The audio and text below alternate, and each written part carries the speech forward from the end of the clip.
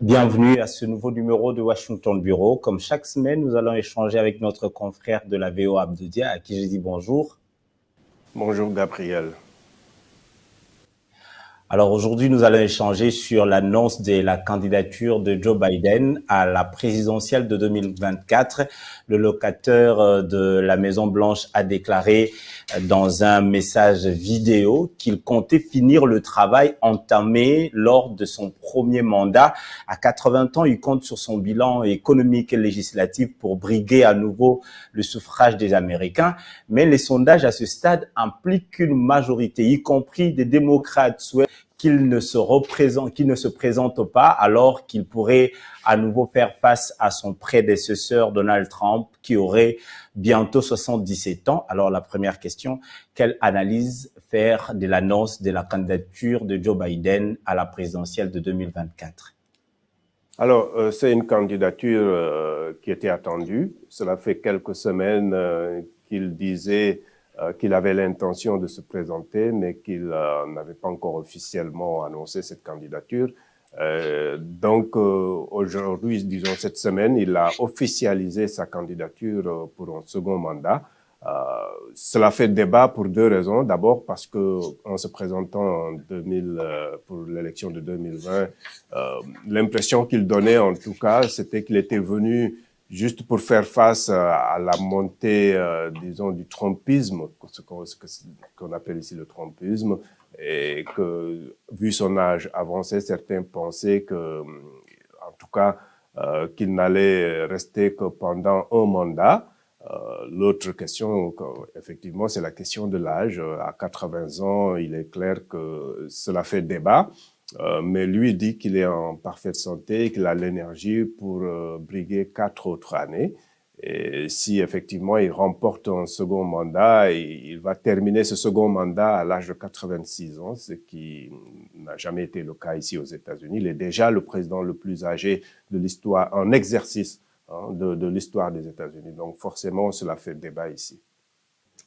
Alors, qu'est-ce qui motive Joe Biden à se représenter? Est-ce que c'est le fait que les présidents en exercice se représentent toujours pour un second mandat aux États-Unis, ou c'est sans plutôt la mission historique de faire échec à Donald Trump qui l'a battu en 2020 et qui veut revenir à la Maison-Blanche?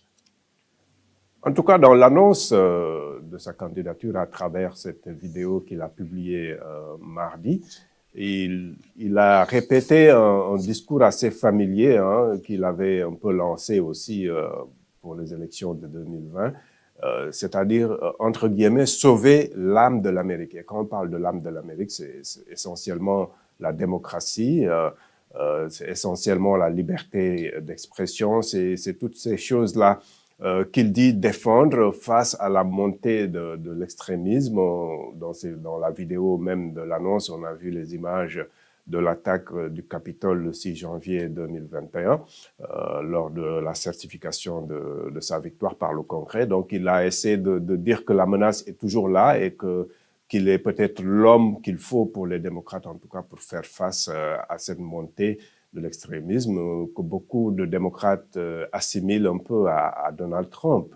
Donc forcément, et quand on voit que Donald Trump est candidat et qu'il est aussi bien placé pour remporter la nomination du côté républicain, donc il voit un peu une obligation, en tout cas de l'avis de ses partisans, de se représenter, car étant selon eux le candidat le mieux placé pour battre Donald Trump.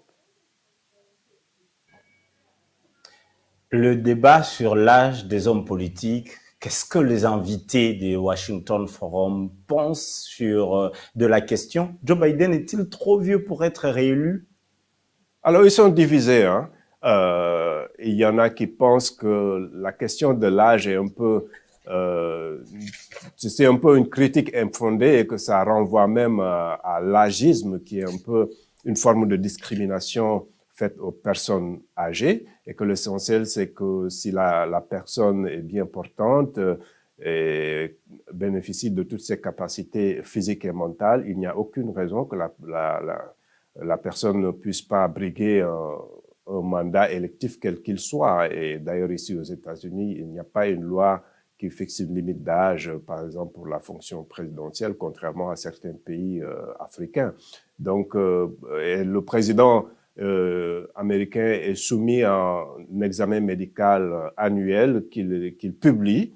Et le dernier, qui date d'il y a quelques semaines, dit clairement que le président est bien portant. Et donc, certainement, il se base sur cela pour dire qu'il est prêt à briguer 4 nouvelles années à la Maison-Blanche. Mais d'autres analystes pensent que la question de l'âge est légitime et que la fonction présidentielle est une charge très lourde, surtout, en tout cas pour les États-Unis, et que forcément, c'est un débat qui va se poser pour les 2 prochaines années.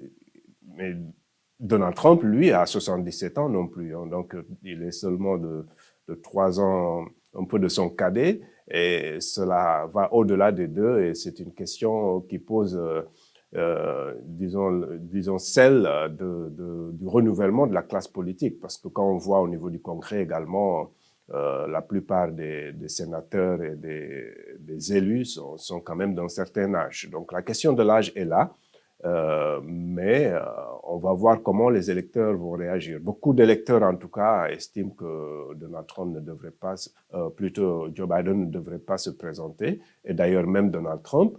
Mais à l'arrivée, je pense que d'autres facteurs vont entrer en jeu quand il s'agira de choisir le président.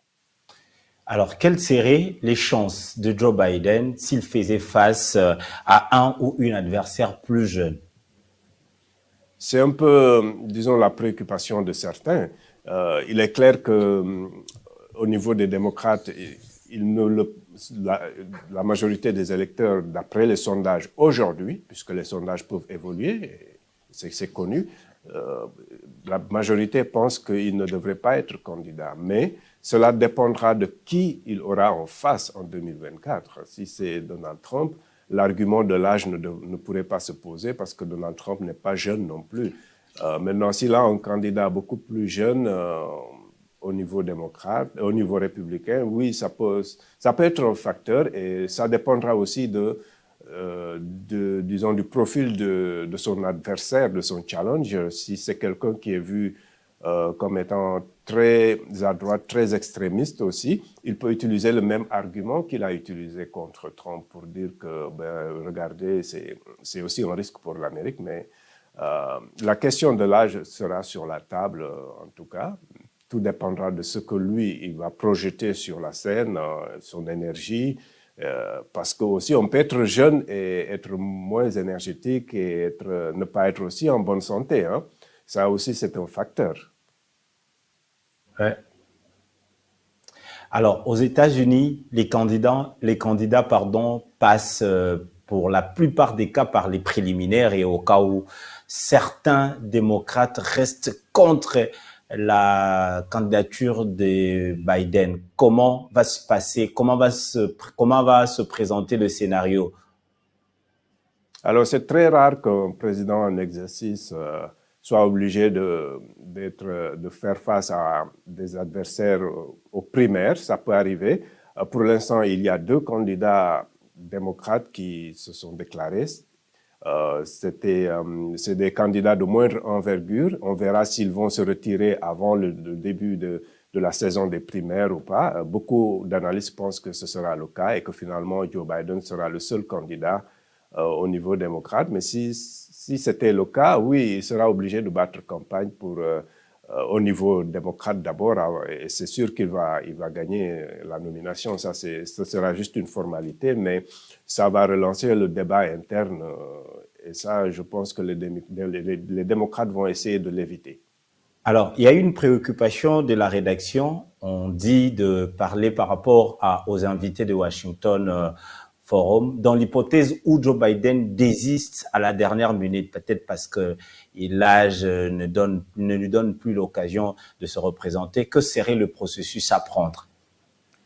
Alors, je ne suis pas juriste ou constitutionnaliste. C'est clair ils ont encore le temps de changer jusqu'à un certain moment. Je ne suis pas très sûr à quel moment ce serait un peu trop tard, mais je suis sûr que le camp démocrate disons, son directoire de campagne a pensé à tout cela. Et je pense que s'ils ont décidé de se lancer, c'est parce qu'ils pensent que Joe Biden ira jusqu'au bout.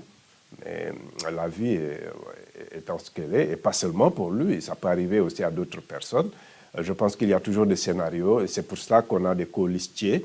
Et dans le cas d'espèce, c'est la vice-présidente Kamala Harris qui est la co-listière et qui est là, quoi qu'il en soit. Donc, je pense que les démocrates auront un candidat, même s'ils se désistaient au dernier moment. Alors, la dernière question pour finir. Soutien à l'Ukraine, abandon du libre-échange, Joe Biden continuera-t-il sur sa lancée transformationnelle une fois élu en 2024? Alors, le soutien à l'Ukraine, je pense que jusqu'à récemment, en tout cas, il avait le soutien des deux camps, des démocrates et des républicains. Maintenant, avec les élections, peut-être les républicains vont mettre sur la table cette question du soutien absolu et inconditionnel. Et ils disent qu'en fait, certains en tout cas disent que peut-être que les États-Unis mettent un peu trop d'argent et qu'il faudrait commencer un peu à mettre la pédale. On verra un peu comment... C'est sûr que ça va être un des thèmes de campagne, le conflit en Ukraine. Mais globalement, je pense qu'il a de bons arguments à mettre sur la table. Il est clair que ce soit l'Ukraine, la Chine, l'Iran, ce sont des thèmes qui vont revenir, mais les questions essentielles ici aux États-Unis pendant la campagne, ce sont des questions d'ordre domestique, c'est l'économie, l'emploi. Et sur ces deux points, je pense que plutôt Joe Biden se débrouille très bien, le taux de chômage est très bas et l'économie est très dynamique. Donc je pense que si le débat porte sur l'économie, je pense qu'il a quand même de bons arguments. On se retrouve la semaine prochaine pour un nouveau numéro de Washington Bureau.